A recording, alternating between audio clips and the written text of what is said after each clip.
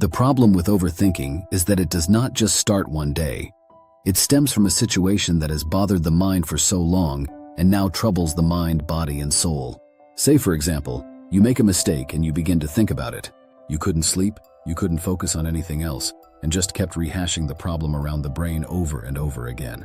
Thinking about your mistake is not even the problem, but say, you keep beating yourself up over the situation and you are wondering, how did I let this happen? Or begin to call yourself different names and wonder that you are not good enough. Now that's a serious problem to tackle. Also, you should relax because you are not alone in this. Research suggests that 73% of 25 to 35-year-olds chronically overthink, and about 52% of people ages 45 to 55 also overthink. This means that we all think a lot, to analyze or to simply reflect. Instead of beating yourself up or calling yourself different names that you are not, the best thing is to spend quality time being analytical and critical, as well as being inquisitive in our thoughts. Now, the problem is that people who end up doing this do not realize they have slipped down into a negative mental space until it worsens. Therefore, the question we keep asking is, what causes us to overthink and what can stop us from spiraling down into the rut? So it is important to know what causes one to overthink so you don't slip into that dangerous slope. Two things that underlie overthinking are fear and anxiety.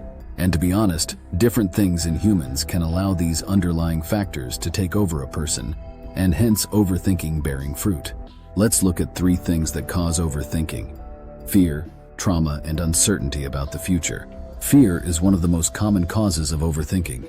When people are afraid, they tend to ruminate on their thoughts and become fixated on worst-case scenarios. Trauma is another factor that causes overthinking. People who have experienced trauma are more vulnerable to overthinking. For example, someone that went through childhood abuse or parental neglect can become affected, and this can alter the individual's brain to stick in a constant hyper-vigilant state.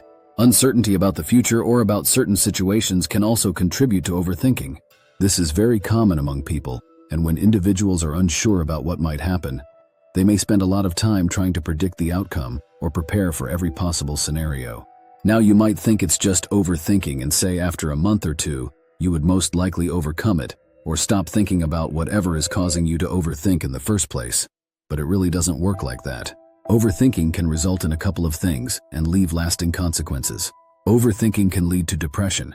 Too much thinking can give signs of hopelessness, and all of these can eventually lead one to depression. Fatigue is also another consequence of overthinking. You see yourself getting tired, and that's just hopelessness eating away at you. But the good thing is that all of these can be solved. Once you are determined to get away from the ugly state of overthinking, you will be fine. To stop overthinking, 3 steps to consider are: positive reframing.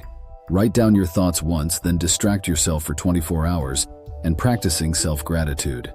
Positive reframing is all about embracing your situation and seeing how you can make it better. Say, for example, you've been trying to finish a project and you find yourself unable to meet deadlines and the project might get ruined. Instead of thinking of how hard life is, how about critically looking at the project all over and see how it can be done better and how you can manage the situation efficiently? The key is to take a step back and deal with things one at a time. Write down your thoughts once, then distract yourself for 24 hours. For this to work, when something awful happens around you, just write it down if it's not yet written and get away from it. Just don't attend to it right away, because you can say the wrong things or do the wrong things on impulse, and you probably just need time to cool off first. Practicing self-gratitude. In psychology, expressing gratitude can increase our happiness. The beautiful thing with self-gratitude is that it is like self-love. When you already always tell yourself how beautiful you look or how wonderful you smell, there's no way anybody can say you smell like filth that can get to you. If I were you, I would most likely wonder if they need a nose surgery. Now you have all that you need to know about overthinking, from what the problems of overthinking are, the causes, the consequences, and most importantly, how to stop overthinking.